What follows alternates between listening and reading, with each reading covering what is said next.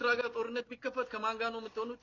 ኤርትራ ጋር ሆነን አይደለም። ፋኖ የራሱን እውነት እያደረ ይጠራል፣ እውነት እያደረ ይበራል። እነዚህ ሰዎች ናቸው ኢትዮጵያዊነትን ለክተው ሰፍተው ሊሰጡን ሲሞክሩ የነበሩት። ከዚህ በፊት ኢትዮጵያዊነትን አብዝተው ሲሰብኩን የነበሩት፣ ኢትዮጵያዊነትን እነሱ በሚፈልጉት መልኩ እንድንቀበል ሲጠሩን የነበሩት፣ ከነሱ አስተሳሰብ ውጪ የወጣን በአጠቃላይ ባንዳ ሲሉ የነበሩት እነዚህ ሰዎች ናቸው። ባገኙት አጋጣሚ ኢትዮጵያን ለመውጋት ከማንም ጋር ለመወገን ግን ከማንም ጋር ለመደረብ ግን ፍቃደኞች ናቸው።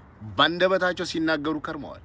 ግብጽም ትምጣ፣ ሶማሌም ትምጣ፣ ኤርትራም ትምጣ፣ ማንም ይምጣ ኢትዮጵያን ለመውጋት ከመጣው አካል ጋር ተባብረው ሊዋጉ እንደሚችሉ አስረግጠው ሲናገሩ ከርመዋል። እንግዲህ እኔ የገረመኝ ከዚህ በፊት ለእነዚህ ሰዎች አግዛችሁ ስትቦጭቁን የነበራችሁ፣ ዘረኛ ስትሉን የነበራችሁ የእነሱ ኢትዮጵያዊነት ይሄ ነው። በቃ ይሄንን ኢትዮጵያዊነታቸውን ነው አንቀበልም ብለን ይሄንን ኢትዮጵያዊነታቸውን የረከሰ ነው የሰከረ ነው የተንበጫበጨ ነው ብለን ስንሞግተው የነበረው ይሄንን ኢትዮጵያዊነታቸውን ነው።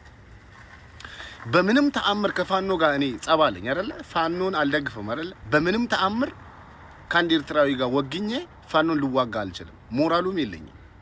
በምንም ተአምር ነው የምላችሁ።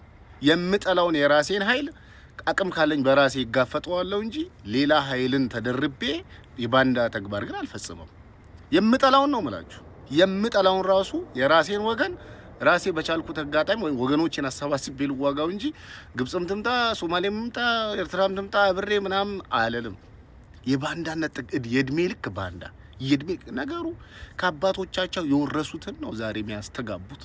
አባቶቻቸው ጣሊያን ሲመጣ ዘንባባ አንጥፈው ዣንጥላ ይዘው ወጥተው የተቀበሉ ጀግኖች ናቸው እኮ። ዛሬ ገልብጠው ኢትዮጵያን ነጻ ያወጣን እኛ ነን። አጼ ምኒልክ ለቅዱስ ጊዮርጊስ ደብዳቤ ጽፎለት ሄደ ተዋጋ ብሎት ኢትዮጵያን ተዋግቶ ቅዱስ ጊዮርጊሳችን ነጻ አወጣት ኢትዮጵያን ጣሊያንን አሸነፈ ብለው የሚነግሩን ወራዶች ናቸው እኮ።